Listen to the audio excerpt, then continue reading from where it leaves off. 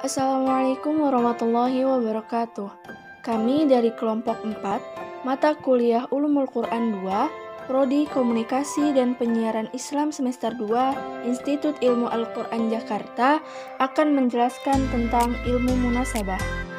Adapun anggota kelompok kami yakni Majidah Anjumi Tanawar, Syifa Aulia Rahmah, Umi Rahmatillah Salihah Rashid, dan Yamania. Selanjutnya, pokok pembahasan yang akan kami bahas yaitu pengertian munasabah, sejarah dan sebab-sebab munculnya ilmu munasabah, urgensi mempelajari ilmu munasabah, macam-macam munasabah, upaya ulama dalam menggali munasabah, dan hikmah mengetahui munasabah ayat. Pengertian munasabah.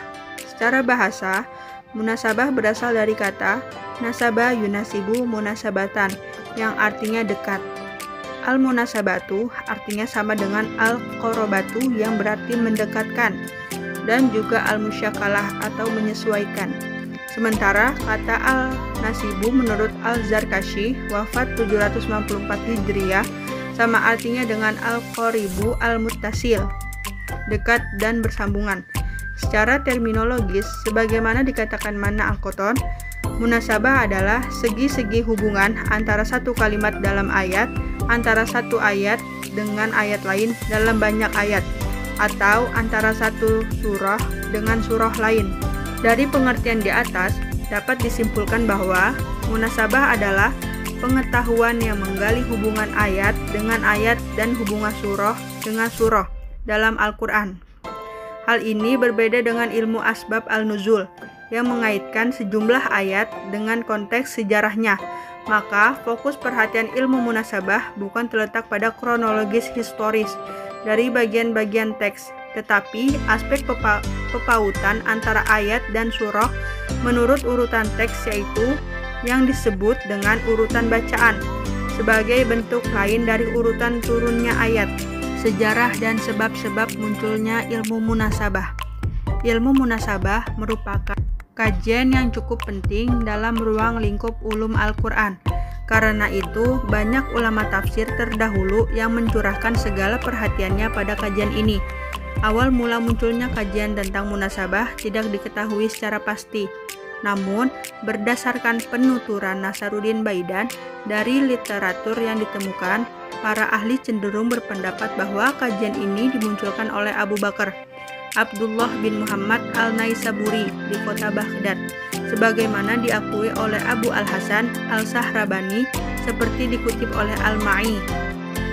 Al-Syuyuti juga mengutarakan pendapat yang serupa.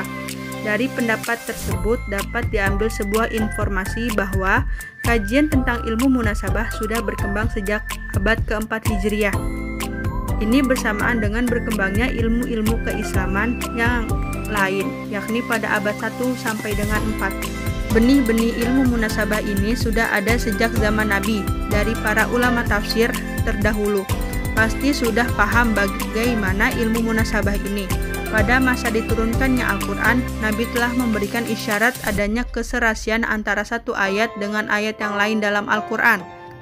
Lahirnya pengetahuan tentang munasabah ini berawal dari kenyataan bahwa sistematika Al-Quran sebagaimana terdapat dalam Mushaf Utsmani sekarang tidak berdasarkan fakta kronologis turunnya Al-Quran.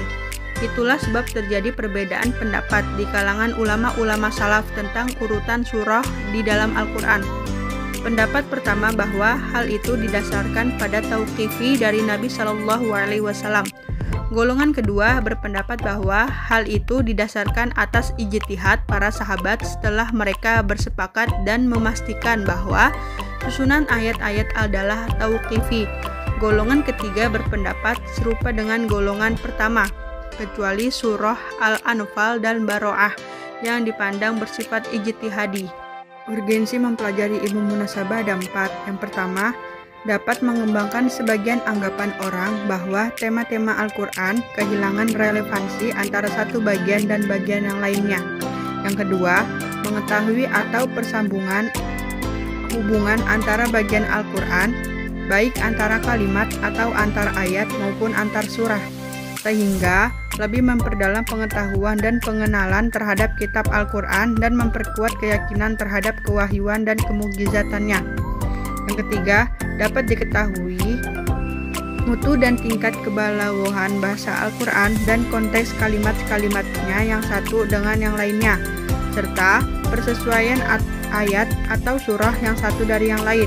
Dan terakhir, dapat membantu dalam menafsirkan ayat-ayat Al-Quran setelah diketahui hubungan suatu kalimat atau ayat dengan kalimat atau yang lain.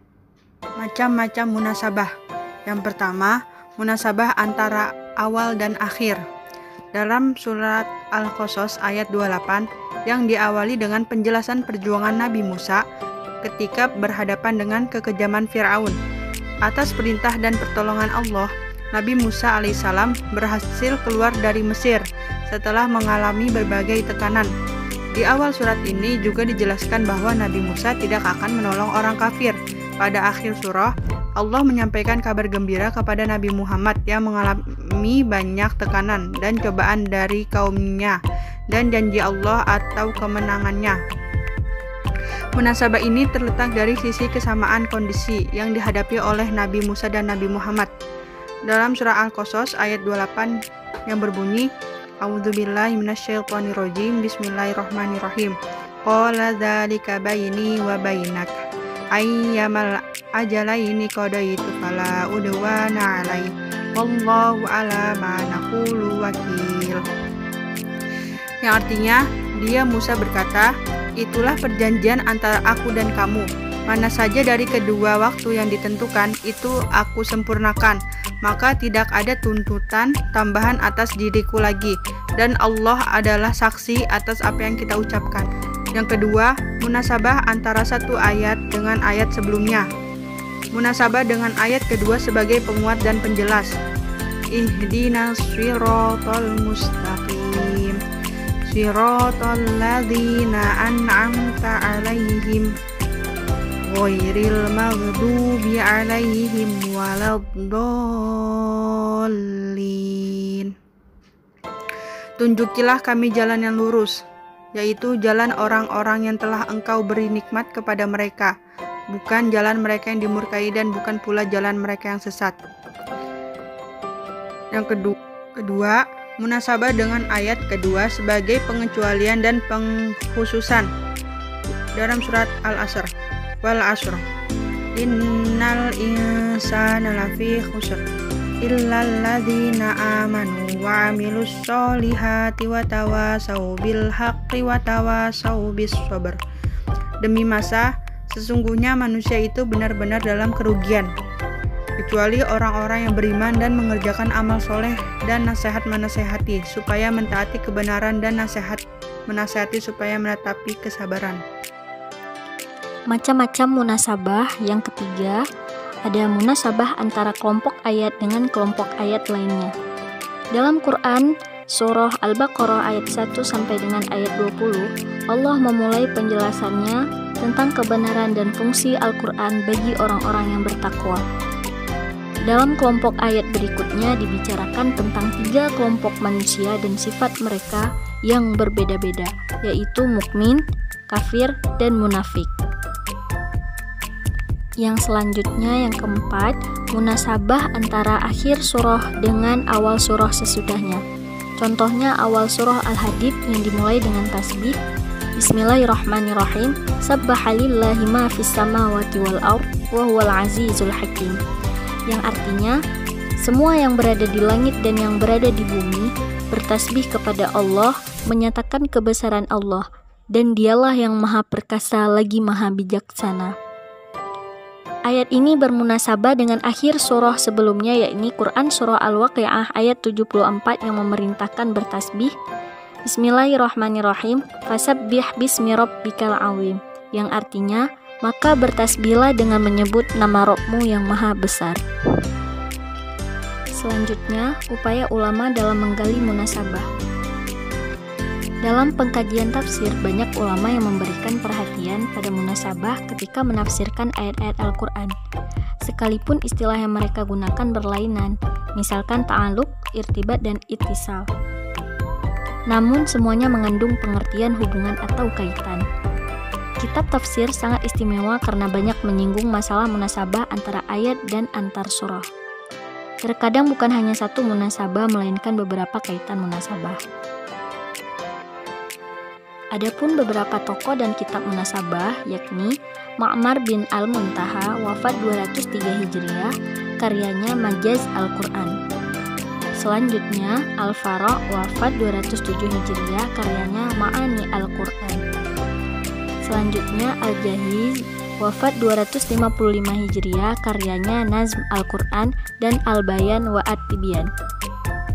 Selanjutnya, Ibnu Qutaibah, wafat 276 Hijriah, karyanya Ta'wil Mushkil Al-Quran. Adapun hikmah mengetahui munasabah ayat, yaitu yang pertama, dapat membantu memahami adanya takwil ayat.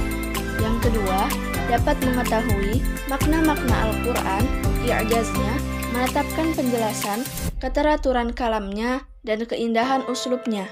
Yang ketiga, dapat mengetahui kedudukan suatu ayat yang terkadang sebagai ta'kid ayat sebelumnya, atau sebagai tafsiran atau selingan.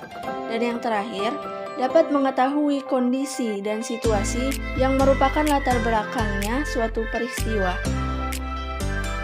Sekian penjelasan materi dari kami, kurang lebihnya mohon maaf. Semoga video ini bisa bermanfaat untuk kita semua. Wassalamualaikum warahmatullahi wabarakatuh.